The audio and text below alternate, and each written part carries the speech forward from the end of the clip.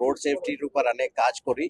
এটা special emphasis যাতে দেওয়া হয়। সারা বছরই আমাদের ট্রাফিক উইং কাজ করে, থানা থেকেও কাজ করে, সবাই মিলে আমরা কাজ করি। রেজাল্ট আপনারা দেখেছেন, লাস্ট ইয়ার থেকে আরও কমেছে। আমরা আশা করছি রিমেনিং 6 মাসে ফ্যাটালিটির সংখ্যা আরও কমবে, কিন্তু স্পেশাল এফার্ট সবসময় লাগে। তো আজ থেকে এটা এক সপ্তাহের জন্য শুরু হলো। এর মধ্যে অনেকটাই প্রোগ্রাম আছে, যেটা ডিসি ট্রাফিক ডিটেলসে বলেন, স্কুল স্টুডেন্ট সবাইকে পাবলিকে এর মধ্যে ইনভলভ করা হবে। চেষ্টা এটাই থাকবে যাতে যতটা সম্ভব হয় প্রাণ বাঁচানো যায়, এই চেষ্টাটা। লাস্ট ইয়ার প্রথম 6 মাসে 92 ছিল।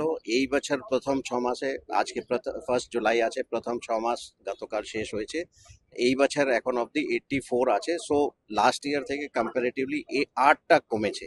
So it is a good effort. আমরা আশা করি और 6 মাসে আরও এটা কমবে। Sir, south Calcutta law college के बारे में आप किस तरीके से आश्वासन देना चाहेंगे? इन्वेस्टिगेशन किस स्तर पर है, लोगों को how would you like to assure them?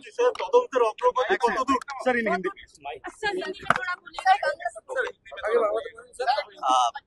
South Calcutta law কলেজে যে কেস হয়েছে ওটা পুলিশ তদন্ত করছে। যেহেতু কেস খুবই সেন্সিটিভ আছে, we would not like to, আমরা খুব ডিটেলস আমরা কিছু দিতে চাইছি না। আমি এটাই বলবো, দ্রুত করে এফআইআর করা হয়েছিল। 3 জন এফআইআর অ্যাকিউজ প্রথম দিনেই ধরা পড়েছে, ইন লেস দেন 12 আওয়ার্স প্রথম 3 জন ধরা পড়েছে। তারপরে বেসড অন এভিডেন্স আরও একজন ধরা পড়েছে। অনেক এভিডেন্স আমরা কালেক্ট করেছি, সেইগুলো অ্যানালিসিস হচ্ছে। বাকি যে ইনভেস্টিগেশনের প্রসেস আছে সেটা হচ্ছে। শুধু আজকে কিন্তু একটা ইম্পর্ট্যান্ট ইস্যু আমি সবাইকে রিকোয়েস্ট করব, থ্রু মিডিয়া এটা বলতে চাইবো, ভিকটিমের আইডেন্টিটি খুবই গুরুত্বপূর্ণ আছে, সেন্সিটিভ ইস্যু আছে। অ্যান্ড আমরা সবাই জানি এর জন্য মানে সুপ্রিম কোর্ট, মাননীয় হাইকোর্ট সব জায়গা থেকেই অনেক গাইডলাইন আছে।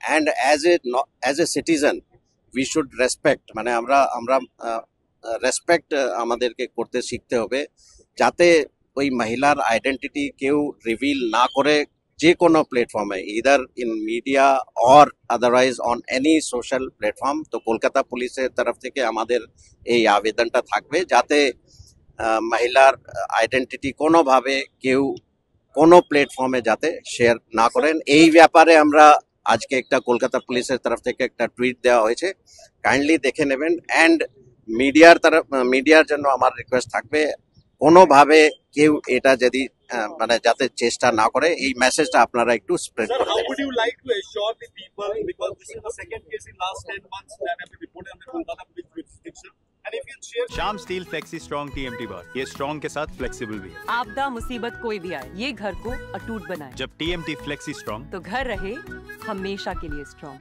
যেহেতু কেস খুব সেন্সিটিভ আছে, তো কেসের ইনভেস্টিগেশন ডিটেলস আমি বলতে চাইছি না এই মুহূর্তে। খুব ইম্পর্ট্যান্ট, মানে আমাদের কাছে প্রচুর ডেটা এসছে, ওটা অ্যানালিসিস হচ্ছে। কোনোভাবে যাতে তদন্তের কোনো রকম কোনো এফেক্ট না পড়ে, সেই জন্য এখানে বলা উচিত হবে না। তো ইনভেস্টিগেশনের ব্যাপারে আমি কিছু বলবো না এই মুহূর্তে।